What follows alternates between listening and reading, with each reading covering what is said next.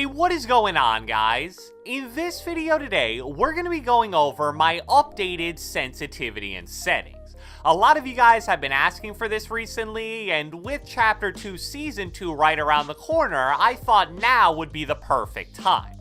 So rest assured, barring any kind of massive change to the sensitivity system in Fortnite, which seems unlikely, this is what I'm going to be using in the new season. So without further ado, let's get right into it. Alright, so let's start off with the sensitivity values that I'm currently using, and since I play with Legacy Aim Assist, these are obviously going to be Legacy sensitivity values. So starting off with X and Y sensitivity, I'm currently using 65% for X sensitivity and 62% for Y sensitivity. And I don't know why they randomly changed all sensitivity values to percentages sometime during Chapter 2, but 65% and 62% is obviously equal to 6.5x, 6.2y when it used to be numbers with decimals. So compared to the last time I updated my sensitivity, I actually moved my values down a tad bit. And I think that's a good thing for you console players specifically, because I truly believe 65% X and 62% Y is a sensitivity that isn't too fast for the lower FPS of console. So back when I was using more towards like 7X, 6.5Y, I probably wouldn't have recommended copying that if you were on console. But now I think these values will work a lot better if you do choose to do that.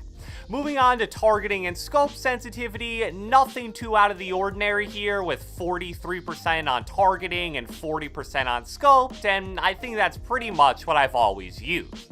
Now moving on to building and editing sensitivity, I still use 2.0 for both. Now for a little, I actually did try to go a bit higher. I think I was at like 2.2 for both at one point, but I just felt like I was starting to miss a couple more edits than I normally would, and I just felt generally less in control of my building. And now I honestly feel like as long as your X and Y times your building multiplier is over maybe 9 or 10, going higher than that really isn't necessary. Then moving on to dead zone, since it's now a part of the sensitivity section, I'm using 12% for both the move stick and look stick dead zone. For a little while, I had it a bit lower than this. I think I was at like 8% for both maybe. However, I started to get random stick drift crosshair movement that was super annoying to deal with. So it's totally possible that my personal controller was just broken and that's what led to that, but I've heard similar reports from other people as well. Basically, if you start putting your dead zone in the single digits for percent, you're likely to run into at least a little bit of stick drift unless your controller is pretty much brand new.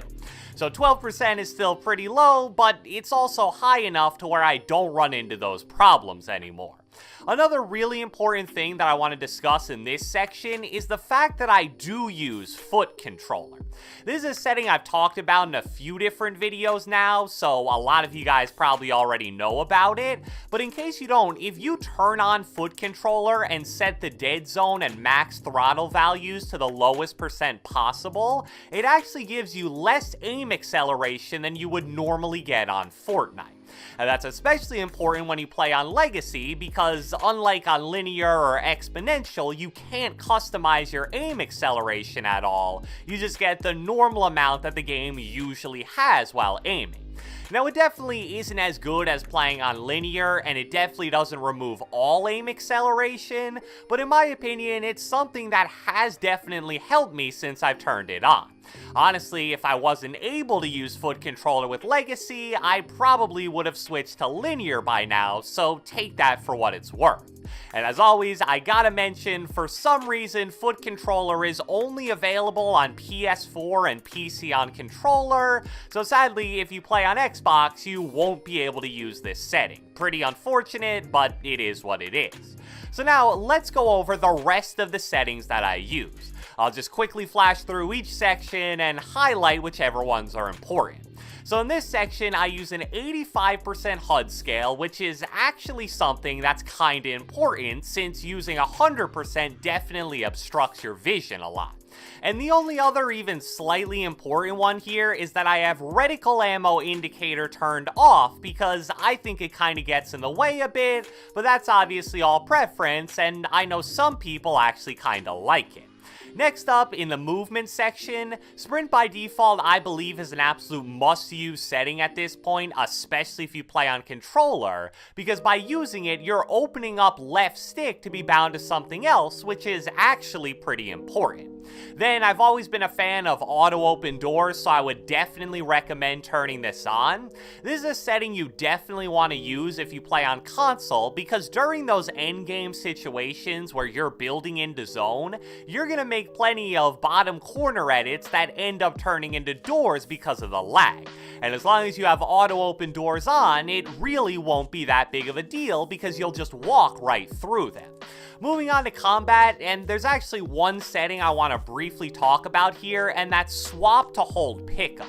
As the description says, if you turn this on, the current item you're holding in your inventory can be swapped with an item on the ground by holding your pickup button instead of tapping it. I just started using this setting a few days ago, and it's actually pretty helpful in the beginning of games. Let's say you just landed and your inventory is AR, white tack, and then 3 blank spots, and there's an enemy chasing you around, but you see a blue tack on the ground. Normally, if you just pick this up, you'd have 2 shotguns next to each other in your inventory, and that would make everything a mess and probably screw you up in a fight. But with hold to swap, you can replace the gray tack with the blue tack on the ground simply by holding X instead of tapping it. So it's a pretty convenient little setting that I would definitely recommend turning on. Then in the building section, you obviously want to have reset building choice on, and I personally am using confirm edit on release. Now finally, moving on to graphics, I use 105 for brightness, and I recently turned off any kind of colorblind mode. On PC, I really don't think it helps very much. However, when I play console, I use Tritanope with 5 strength because it makes things like shadows look a little lighter. And then obviously, you want to have motion blur set to off. So now, moving on to binds, I made a video about this topic a few weeks ago, so feel free to check that out if you want more details about the best binds for controller players, but here are my personal binds starting with the combat section. As you can see, I have edit bound to left stick, pickaxe is Y/triangle, jump is bound to A, but I use a paddle, so that's what I actually press to jump. I have right stick as crouch only instead of crouch/repair, since that allows you to crouch faster, and then because of that, I put repair to right on the D-pad. For building controls, I think pretty much all of this is totally standard, and honestly, I don't think I've changed anything in this section before. I just kinda leave it alone. And then finally, moving on to edit controls. I use RT/R2 to select the squares while editing, LT/L2 to reset any edits, and then RB to confirm edits, but again, since I use confirm edit on release, the only time I really press RB is when I'm confirming edits that I reset. And the final thing I want to mention here is that I also use edit mode aim assist. That setting for some reason is in its own little section in the sensitivity menu, but since I play on Legacy, I can use edit mode aim assist, and I personally really like it, and I've been using it for a while now. So I hope you guys enjoyed this video, and if you watched the entire thing, be sure to let me know with a comment down the comment section below. Let me know what sensitivity you personally plan on using going into Chapter 2 Season 2. Be sure to leave a like, leave a comment, subscribe, turn on post notifications, do whatever the heck you want. So I'll let the rest of this gameplay run, and I will catch you guys next time.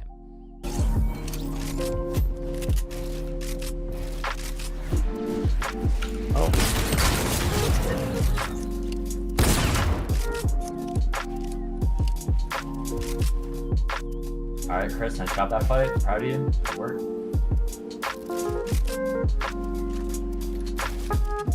Right there.